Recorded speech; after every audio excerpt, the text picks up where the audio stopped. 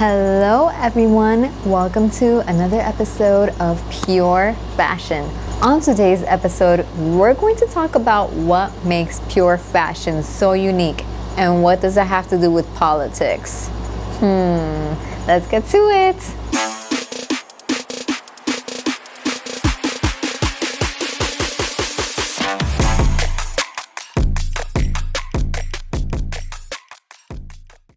Okay, so first of all, we have something that we haven't done in a little bit because it wasn't coming up. We have birthdays! So on the 14th, Stefano Gabbana from the infamous duo Dolce & Gabbana is celebrating a birthday. Happy birthday, Stefano! Interesting to know that they actually used to be co-workers and they formed their own design label, and they say that their boss was like very key, but he wasn't like famous or anything. They actually learned what not to do from him. Isn't that interesting? And it's so good to have that perspective when you're in a foul situation. Like, what can I learn from this? That's what I try to do. Like when I worked at a bridal shop, I was like, look at their windows. They're like not representing their clientele. When I worked at another place, they were treating like every client as if they were shoplifting. And I'm like, these are not good things for customer service. So that's something that, you always take with you, something that you learned from, even if it's a poor experience, you are most likely going to learn something. So if you're in that poor experience right now, take notes and keep that for the next time, okay? And now for some news. e.l.f. is actually doing really good in makeup sales. There was CVS that was reporting that makeup was down, but e.l.f. is doing really good. And they actually studied and they found that these women who splurge on like buying these high-end fashion garments, they actually also splurge on drugstore cosmetics. So they're like, ooh, even though they want to spend a lot on clothes, they want to like get the best bargain for their makeup. And that's where e.l.f. was born. It stands for eyes, lips, face. And they have high quality makeup at very low prices, like $10 and down. Like in today's economy, that's pretty much what we would want. But is it good for you? Actually, that's something that I always question. If something is super cheap, like, is it actually good? They purposefully make their items without any toxins, making sure that there are no parabens, which is very important. I actually was using a high brand face wash. It was actually made for babies, actually. And after a while, I looked at it, and in the ingredients, it clearly said it had parabens in it. And I was like, what? For babies you're using? Like, what the heck? And it's a high quality brand, supposedly. It's expensive. So read the ingredients, but also know what company you're purchasing from and what their practices are. e.l.f. actually does purposefully use high quality ingredients, which is awesome that they can also sell inexpensive items. Who knew? There's a new law in California to crack down on shoplifters. It actually was passed some years back that it was a misdemeanor to shoplift anything $950 and below. So it caused so many issues because people were just getting stuff and like clearing out shelves and going, and if it was less than $950, like the cops probably wouldn't even show up or like do anything with it. So everyone pretty much just like looked away, especially because there was an employee who tried to stop a shoplifter and ended up getting shot. So yeah, if it's like that, if it's life-threatening, like, you're gonna let them walk. That's not your money that they're taking, right? But now shoplifting is going to be considered a felony. So it's cracking down on shoplifting and helping out the retail industry in California. Did you guys know that politics has a little bit to do with why pure fashion is so unique? I was looking at these fashion news and different like topics that fashion companies presented, expecting to find fashion, and instead I was finding very left thinking and very left like promotion and just woke ideology. And I'm like, I just want fashion. And that's one main reason why I thought it was important to have pure fashion. Just pure fashion. And also, we're redeeming fashion for Christ, which is the purest form of fashion back to its original definition. So that's why it's something that's so important to me. And so that's why I am highlighting today Miss Melania Trump to celebrate their winnings last week in Coffee and Couture. Let's check this out. Look at this very nice feather bottom, like white dress with like the glittery, like it's completely modest, you would say, and classy, but also just right on point for how she's presenting herself, right? Just has that glow. That was for Vanity Fair's Oscar party in 2005. So you know that it's fashion that stands the test of time too. When she attended Best & Co.'s fashion show and breakfast in 2007, she wore this very stylish outfit. I would even wear it today because it's very nice. It has like that kind of safari vibe, and I'm feeling the safari vibe, especially with some of the fashion shows that had that this past season. So yeah, look at this very nice and chic and ultra feminine, like fuchsia pink dress that she wore when she attended the reception to benefit UNICEF hosted by Gucci in 2008. Nice. In this dress for the 83rd Academy Awards in 2011, she wore all black, very sparkly. Her hair was like Audrey Hepburn, and it was very classy. That's what it tells me. It tells me classy, right? This white with the balloon sleeve here, it's like so cute. And this was for the Republican National Convention in 2016. She even looks younger there, right? And then check out the inaugural parade in 2017. That just looks like Jackie O, right? Very classy. She looks like one of those Barbies, those old-fashioned Barbies that they would style like so nice. Very beautiful. And again with that safari look in 2017, she arrives at the Madrid Museum with this khaki ensemble. Very nice, classy, modest, even though she is showing that little slit of leg, but it's still modest. And look at this color combination.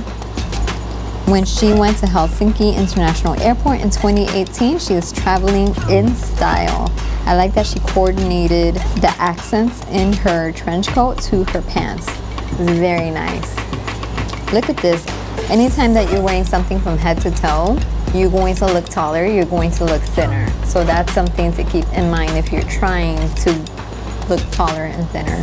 And then check out this jacket. Isn't it so pretty? There's this one flowery, like purple outfit that she has on. I don't know where she was going, but it's beautiful. Check that out. Look at this outfit that she wore for her first official images as the First Lady. Isn't that nice? And then this outfit, this Gucci dress in August 24th, 2019. The silver embellishments on the waist and her go-to silver Louis Vuitton pumps at a dinner with the French president and his wife during the G7 summit. Check out the details on that. It's like so well made.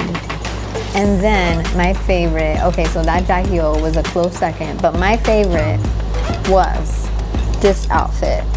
All white with that very nice hat. And it was likened to one scene in the movie My Fair Lady. Again, Audrey Hepburn, you see? I think she's taking fashion notes from her, and that's great, that's perfect. So yeah, that's my favorite from Melania. And it's interesting because, you know, Kamala was the one who was running on the Democrat nomination, and there was a man who actually spoke against the pantsuit for females. And he was like, all these Democrat females want to wear a pantsuit. Stop with the pantsuit. You can't, as a female, win politics dressed like a man.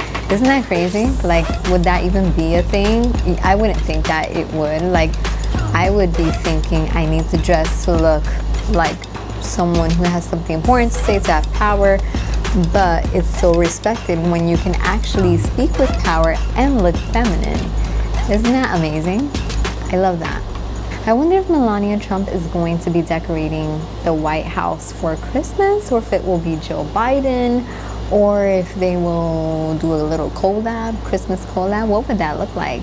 That'd be nice. Well, speaking of Christmas countdown is 39 days. Can you believe that? We're in the 30s. Oh, I'm excited if you can't tell. Also, audience feedback. Thank you so much for your feedback, Mike and Elizabeth. Mike, thank you so much for recommending me say Minnesota instead of Wisconsin. Really appreciate your feedback from last week's episode where I was talking about North versus South, and I could only think of Wisconsin. Minnesota is definitely up there too. Have you guys ever seen Bobby's World? That she was like Don't Channel.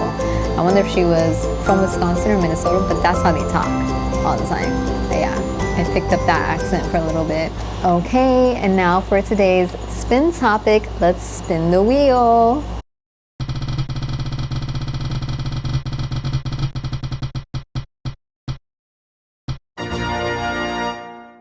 Guide someone through a wardrobe inventory. You guys might have heard me talk about a wardrobe inventory before. That's the first step in a closet makeover. You have to know exactly what you have and what you need.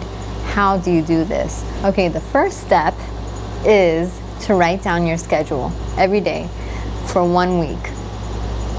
So Sunday, for example, I go to church in the morning, but before then, I'm still in my PJs. I'm waking up from sleep. So for the first like 6 hours of the day, I have sleep. And then after that, I am going to church. And then after that, I am relaxing at home. And then after that, I am sleeping, or I might hang out. So for each of these activities, note down the hours and also note down what category of clothes you're wearing. So for example, church clothes, that would be a category I would use, and then leisure wear, and then like going out, like dressing up on a date, whatever it is, note down the category and how you would dress for that. At the end of each day, you should have 24 hours, and you should be noting down how many hours you're wearing each category of clothing. So it's a very scientific process, I would say. At the end of the week, you'll have the whole week, a better picture of what your different days might look like. Workday compared to a day off, or maybe like a night out kind of time. So it's all noted down. Then you go into your wardrobe. So in your wardrobe, what you're going to do is you're going to note down what category each piece of clothing falls into. So this can be considered church clothes, like a nice dress, nice top, slacks, or a skirt, or whatever it is. That can be noted as church clothes. Or if you have like work clothes sometimes can be switched as church clothes, things like that. Dressy, night out. Note down each thing that you have and write down the category that it fits into. So at the end, you should be able to match up, like I have this percentage of clothes that's like in this category, and then that percentage that's in that category, and then your actual schedule should match to that. And that's how you find out, like, wow, I actually spend a lot more time sleeping. I need more PJs, things like that. That was my thing.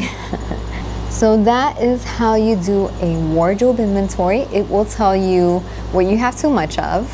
It will tell you what you need to get into your wardrobe.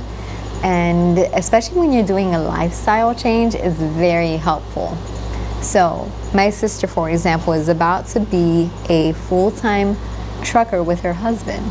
So she's going from being at the school working or at home working, and now being trucking. So she has to dress more for comfort, more for practicality, and just something that she can wear that's comfortable enough to sleep in, but also to go out into a rest area or wherever else they're going to head out, as well as the times that they're not trucking and visiting family. But she doesn't have a lot of storage, so she needs it to fit into a basket. So this is going to be super helpful for someone like her. When I switched to working at home, I had to make a huge transition in my wardrobe, and I feel like I'm still going through it, because I used to go every day to the office, drive out an hour and like work all day long, and then at night possibly go to church, and on the weekends, on Sunday of course, go to church. So my closet was mostly work and church clothes. And once I started working from home, I needed to get leisure wear, or if not, I would be in my PJs all day. So that was something I desperately needed to start getting into my wardrobe and fitting in there. So a wardrobe inventory at that time was super helpful and definitely necessary. Sometimes that is something that we can do as a soul inventory as well, or a lifestyle inventory, right? And it's something that can be very useful to do as well. Like, what do I have in my life right now, and how do I want it to look? And ask God, hey, what do you think about this? How do you see my life? What are your dream goals for me?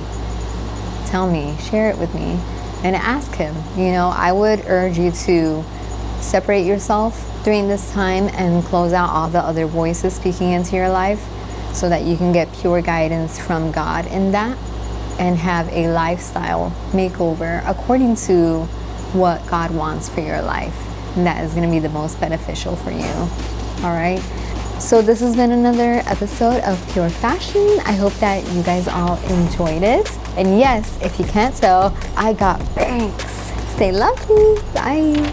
Boom, boom, boom, boom, boom, boom, boom, boom, boom, boom, boom, boom.